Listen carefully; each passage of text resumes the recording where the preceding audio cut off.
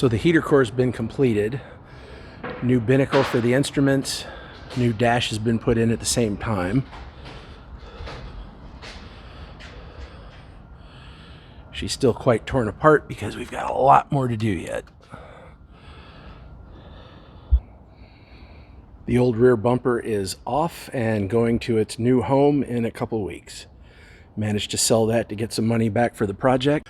New steering wheel's been added, along with the dash and the binnacle. So we're making some progress, as much as we've been held up with parts delays and part shipments and back orders, and it's been a struggle. I'm sure that a lot of people watching have run into parts delays and back orders recently. We're going to take a look at the 2 buckets of differentials that we got from Great Basin Rovers that have the 411 gear sets in them and the ARB air lockers with the differential ring pegging. So let's see what we got. Not much to see, but there is one complete differential. Some of the actuator equipment, manual for it. Looks like she's painted nice green color, and that's about all I'm going to see without pulling this out. And one wrapped up differential for the rear, ready to go. Here's our palette of RTE suspension components. So we'll have everything but the front and the rear drive shaft on this pallet, and the last thing we get from RTE is the rear bumper. Box 1, coil springs, looks like towers for the front, Watts linkage for the rear. Nothing much to see in the box. Front radius arm and the panhard rod. Adjustable panhard rod.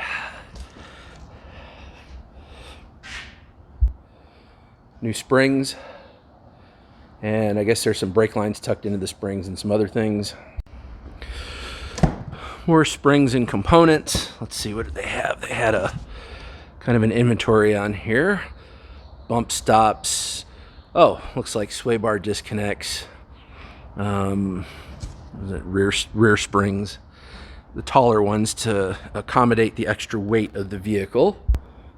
And the rear control arms are going to be in that box. I'm not even going to bother opening it. They'll look just like the other one. And that's it. The components from RTE. So I've been getting some other equipment in too for the build. That will happen here and not at Trailhead 4x4. This is the Battleborn 100 amp hour battery, and this battery actually has a heater circuit in it too, so it will be able to charge below 25 degrees if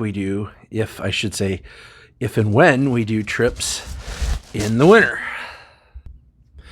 Factor 55 rear hitch, D-ring recovery piece, aluminum, good weight rating, Factor 55 D-ring for it, and a Factor 55 stainless locking pin. This is going to go on the upper deck of the rear drawer system where the pull kitchen goes and where the refrigerator mounts in. So we'll have additional tie-down locations for cargo that isn't going to go in any of the drawers. The new Joying infotainment system. It's an 8-inch screen. I'm going a little smaller than I did in the Gold D2 so that this actually sits between the air conditioning ducts that are in the dash. This also has a more solid mount to it. So the one that's in the Gold D2 has a swivel mount, and it's very handy, but you can see it jiggle around a bit. It's not too bad, but this should be a bit more solid. This unit also is a little higher spec than the one that's in the D2, in the Gold D2. So this should work out good. We will also be able to control some of our Bluetooth equipment through this screen as well. Another box of goodies. We've got the Midland 40-watt radio. Got the S-Pod touchscreen. It's an 8 position. We've got the Victron battery monitor. Flat link for the front. Let's see, that's just for the airline. There's the S-Pod, the touchscreen. Here we go. We've got the DC to DC red arc charger. This will keep us charged up. I'll have the ability to add solar. I'm not going to do that this year. We'll be on the road charging the battery, and that will be enough to charge the system this year. Airline for the air system. And this is the antenna for the Midland radio, which is the 3 dB gain antenna. It's small. It's got a mount for it and extra line. The mount was in here. Here we go. The Midland mount for it. And the Midland antenna line that goes into the cab. More equipment for the infotainment system and for the electrical system. Various USB quick charging outlets, USB-C chargers, 12-volt chargers. There's a bunch of equipment in here. These are the pieces for those aluminum rails.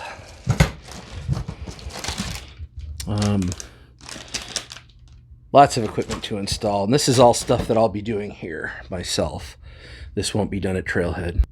And this is a Renology 1000-watt inverter. Just a single plug, just in case we need something that uses a 110 outlet. Most of the equipment that we're going to have in the vehicle is all going to be direct 12 volt or USB.